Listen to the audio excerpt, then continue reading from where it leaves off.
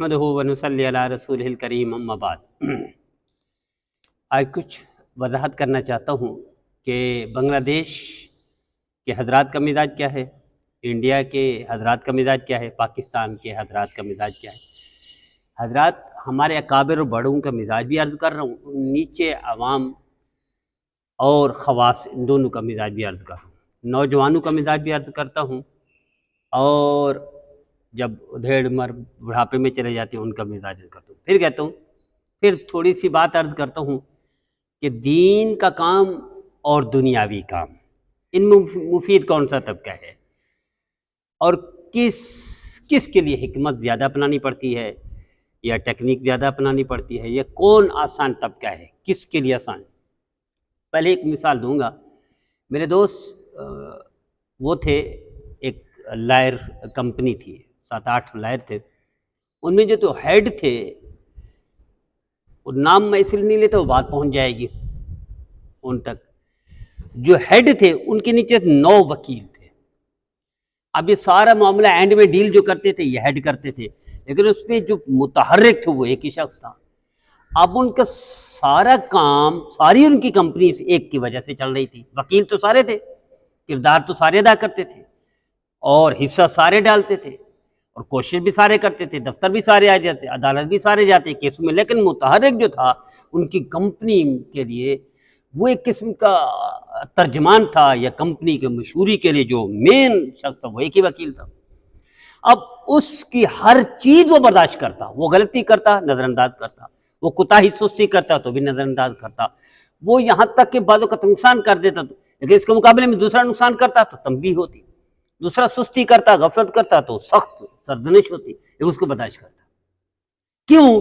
کہ اس ایک کی وجہ سے اللہ تعالیٰ نے نظام چلایا، وہ ایک کی وجہ سے اللہ تعالیٰ نے کمپنی چلائی۔ دیکھو، چلاتے اللہ ہے، لیکن جن کو اسباب کی ضرورت نہیں وہ کون ہے؟ اللہ ہے۔ اور نیچے مخلوق کے لیے توکل کس چیز کا نام ہے؟ لوگ سمجھتے توکل ہے اللہ پر توکل کرے، ساری چیزوں کو چھوڑ دے، جنگل میں بیٹھ جائیں، یہ توکل نہیں ہے۔ ساری دوائیوں کو چھوڑ دیں، گھر بیٹھ جائیں، یہ توکل نہیں ہے۔ سارے اسباب کو چھوڑ دیں، اللہ سے مانگنا سے شروع کر دیں، یہ توکل نہیں ہے۔ تو نبی کریم صلی اللہ علیہ وسلم جیسی ہستی کو زرہ نہ باندھنی پڑتی، حضور صلی اللہ علیہ وسلم جیسی ہستی کو تلوار نہ اٹھانی پڑتی، نبی کریم صلی اللہ علیہ وسلم جیسی ہستی کو گھر سے نکلنا نہ پڑتا، آپ تو دعا کر لیتے۔ اور توکل، آپ سے متوکل بڑا کون تھا؟ آپ سے زیادہ توکل کرنے والا کون تھا؟ آپ سے زیادہ اللہ سے محبت کرنے والا، اور اللہ جن سے محبت کرنے کون تھا؟ تو میرے عزیزو، نظام چلانے کے لیے، کمپنی چلانے کے لیے ایک کوئی نہ کوئی بنیادی کردار ادا کرتے۔ دیکھیں صحابہ کرام سارے کلھم عدول، حضور نے فرمایا، وَكُلًّا وَعَدَ اللَّهُ الْحُسْنَىٰ، اللہ نے فرمایا، رضی اللہ عنہم ورضوا، اللہ نے فرمایا، میرے صحابہ ستاروں کا ماجد، صحابہ النجوم فبیہم، یہ حضور نے فرمایا۔ دیکھیں کیا سارے برابر ہیں؟ اپ اینڈ ڈاؤن تو ہے نا۔ کوئی عدل میں کمال درجے کا ہے، کوئی ذکر میں کمال درجے کا ہے، کوئی قبولیت میں کمال درجے کا ہے، کوئی تہجد اور عبادت میں کمال درجے کا ہے، کوئی فیصلہ کرنے کی قوت میں کمال درجے کا ہے، کوئی علم میں کمال درجے کا ہے، کوئی تفسیر میں کمال درجے کا ہے، کوئی فتویٰ میں کمال درجے کا ہے، لیکن سارے ایک جیسے دونوں۔ آئیے واپس، ہمارے ہاں 2 نظام ہیں، دونوں ہمارے ہیں، 2 پارٹیاں ہیں، دونوں ہماری ہیں، 2 مرکز ہیں، دونوں ہمارے ہیں۔ نظام الدین مرکز ہمارا ہے، ریونڈ ہمارا ہے۔ دیکھیں، ریونڈ یا نظام الدین، ان جماعتوں کو بریلوی ہمارے بھائی آنے دیتے ہیں؟ نہیں آنے دیتے۔ اہل حدیث بھائی ہمارے آنے دیتے ہیں؟ نہیں آنے دیتے۔ یا شیعہ آنے دیتے ہیں؟ ان کو نہیں آنے دیتے۔ یا کوئی دوسرے مسلک والے کیوں آنے دیں گے؟ ہماری جماعتوں کو نہیں آنے دیں گے۔ علماء دیوبند ہیں جو آنے دیتے ہیں۔ اب علماء دیوبند دونوں کا استقبال کرنا چاہیے، دونوں کو ملانا چاہیے، دونوں کو اکٹھا کرنا چاہیے، دونوں کے لیے اتحاد اتفاق کرنا چاہیے۔ کسی ایک کو ترجیح نہیں دینی چاہیے کہ دوسرے کی برائی کریں، کسی ایک کو اتنا سر پہ نہ بٹھائیں کہ دوسرے کے مخالف بن جائے، کسی ایک کو اس طرح فضیلت نہ دیں کہ دوسرے کو کچرے میں ڈال دیں۔ یہ دونوں مرکز ہمارے ہیں، دونوں حضرات ہمارے ہیں، دونوں شخصیات ہیں۔ اور ہوا کیا ہے؟ یہ کیسے کٹ رہے ہیں مخلصین، کیسے کٹ رہے ہیں؟ میں آپ کو مثال دیتا ہوں۔ ہوا کیا ہے ریونڈ میں؟ ہاتھی ہے نا، ہاتھی، مثال غور سے سنیے گا۔ ہاتھی کو جب کوئی شکار کرتا ہے نا، شکاری ہاتھی، تو ایسے نہیں پکڑ لیتے کہ چڑیا کو پکڑ لیا، کبوتر کو پکڑ لیا، ہرن کو پکڑ لیا یا وغیرہ، ایسا نہیں شکار ہوتا۔ ہاتھی کے لیے شکار کے لیے کنواں بنایا جاتا ہے، اس کے درمیان میں ایک فرضی ہاتھی بنایا جاتا ہے، ہاتھی قسم کا بنایا جاتا ہے، وہ کھڈا ہوتا ہے وہ ہاتھی۔ اب ہاتھی دیکھتا ہے یہ ہاتھی کھڑا ہوا آتا ہے تو وہ اس میں گر جاتا ہے۔ اب یہ گر گیا، پھنس گیا، کیا اس کو ایک دم نکال کے لے جائیں گے, شکار کر کے لے جائیں گے؟ نہیں, ایسا نہیں ہوگا. اب یہ شکار کرنے والے دو گروپ بناتے ہیں, ایک سرخ کپڑوں میں ملبوس اور ایک دوسرے کپڑوں میں ملبوس, مثلا گرین کپڑوں میں. سرخ کپڑوں میں ملبوس آتے ہیں, ہاتھی کو مارتے ہیں, غصہ کرتے ہیں, مارتے ہیں, چھڑیاں مارتے ہیں, پتھر مارتے ہیں, اور جب یہ مار رہے ہوتے ہیں تو دوسرا آ جاتے ہیں ہرے لباس والا. یہ شکار کا آپ کو بتا رہا ہوں ہاتھی شکار کیسا ہوتا ہے. اب وہ آ جاتے ہیں, وہ ان کو غصہ کرتے ہیں, ان کو بھگاتے ہیں, ان کو لٹ مارتے ہیں اور ہاتھی پر ہاتھ پھیرتے ہیں. یہ مسلسل عمل رہتا ہے, اتنا عمل رہتا ہے. کوئی جیسے وہ مثال سنی نا کہ شیر کا بچہ تھا, بکریوں میں چل رہا ہے, بکریوں میں چل رہے, اب وہ بھی میں کرنے لگ گیا, وہ بھی بکری بن گیا, ہے تو شیر, وہ بھی بکری بن گیا, ہے تو شیر, اس کی بھی عادت وہی بن گئی, ہے تو شیر, اس کی بھی خصلت وہی بن گئی, ہے تو شیر, اپنے آپ کو بکری سمجھ بیٹھا. ایک دن اچانک کوئی شیر آیا, اس نے دھاڑا تو اس نے بھی جواب میں اسی طرح دھاڑا, تو ساری بکریاں ڈر کے بھاگ گئی. تب اس کو سمجھ آیا میں تو شیر تھا. تو واپس آتے ہیں ہاتھی کی طرف. یہ مسلسل عمل کیا جاتا ہے.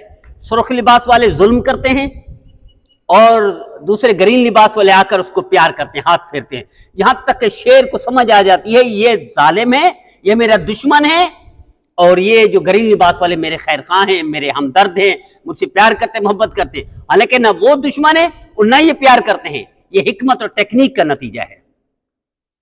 آخر کار پھر اس کو نکالتے ہیں یہ گرین کپڑے والے, اس کو نکال کے اپنے ہدف, اپنے جو گول ہوتے ہیں ان کا پورا ہو گیا, اب لے جاتے ہیں. یہ ہمیشہ کے لیے بن جاتا ہے, ہمیشہ کے لیے کسی اس کا چڑیا گھر کا وہ بن جاتا ہے, باسی بن جاتا ہے, ہمیشہ کے لیے ان کو غلام بن جاتا ہے. اب یہ استعمال کرتے ہیں, زندگی بھر کے لیے استعمال کرتے ہیں, چاہے اس کو ایرانی سرکس میں استعمال کریں یا پاکستانی سرکس میں استعمال کریں یا جاپانی سرکس میں استعمال کریں. یعنی سرکس میں استعمال کرے تو بھی غلام ہے, وہ چڑیا گھر کے لیے استعمال کرے تو بھی غلام ہے, گھریلو استعمال کے لیے تو بھی غلام ہے, مجمع کے لیے گھمائے سواری بنا دے تو بھی غلام ہے.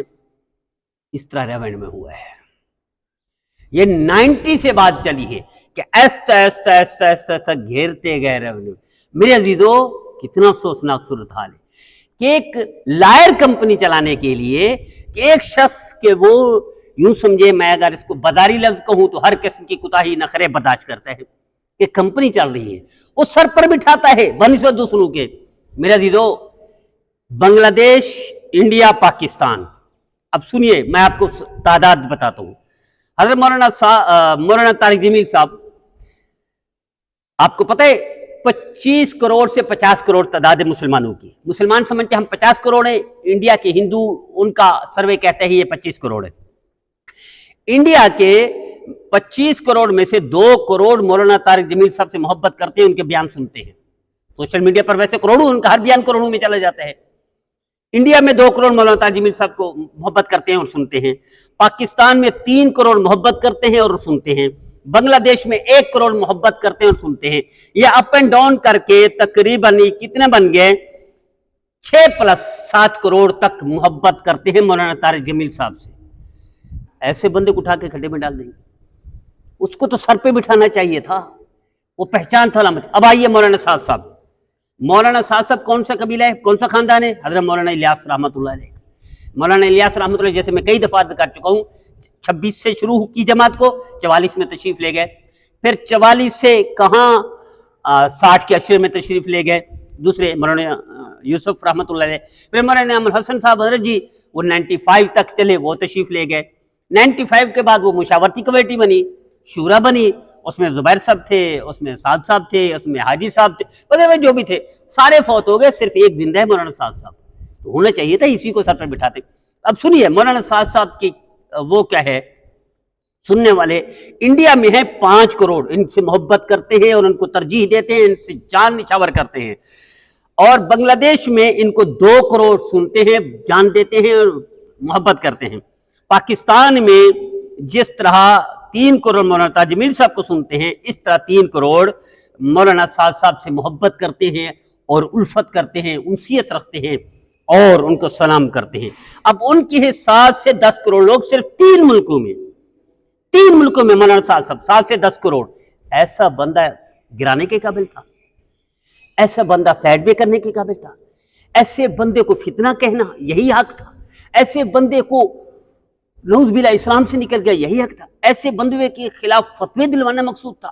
ایسے بندے کو گالی دینا مقصود تھا؟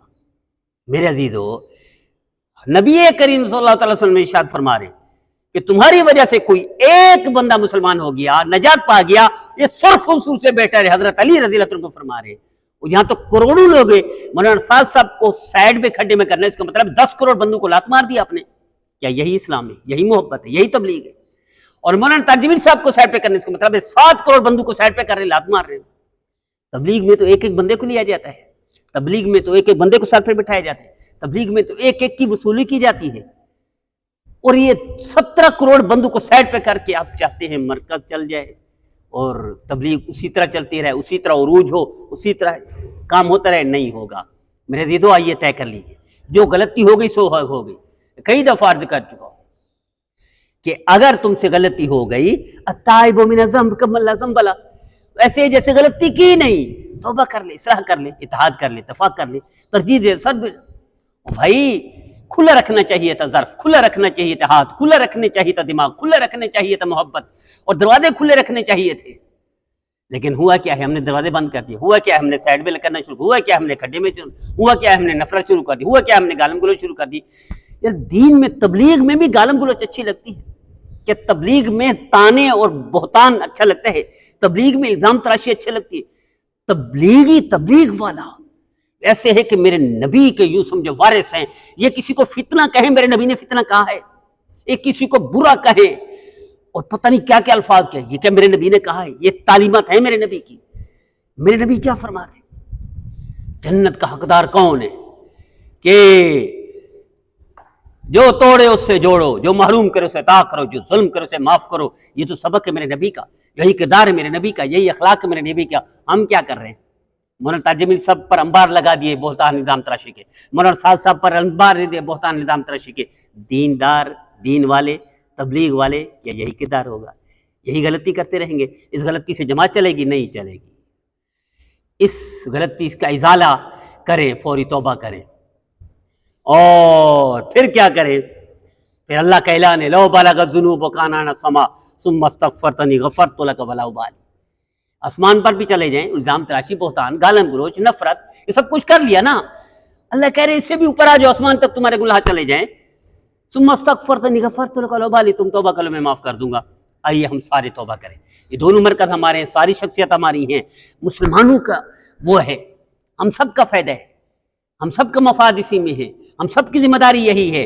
ہم سب نبی کے وارث ہیں، نبی کے وارثوں کے اخلاق بھی نبی والے ہونے چاہیے، نبی کے وارثوں کا کردار بھی نبی والے ہونے چاہیے، نبی کے وارثوں کی زبان بھی نبی والی ہونی چاہیے، نبی کے وارثوں کا دماغ بھی نبی والا ہونا چاہیے، نبی کے وارثوں کی زندگی بھی ایسی ہونی چاہیے۔ میرے نبی نے کافر کو بھی تکلیف نہیں دی زبان سے، کافر کے بارے میں برے کلمات نہیں کہے، کافر پر بھی الزام تراشی بہتان نہیں گئے، اور ہم مسلمان ہو کر مسلمان پر، تبلیغ والا ہو کر تبلیغ والوں پر نہیں۔ میرے عزیزوں غلطی، آئیے توبہ کر لیں۔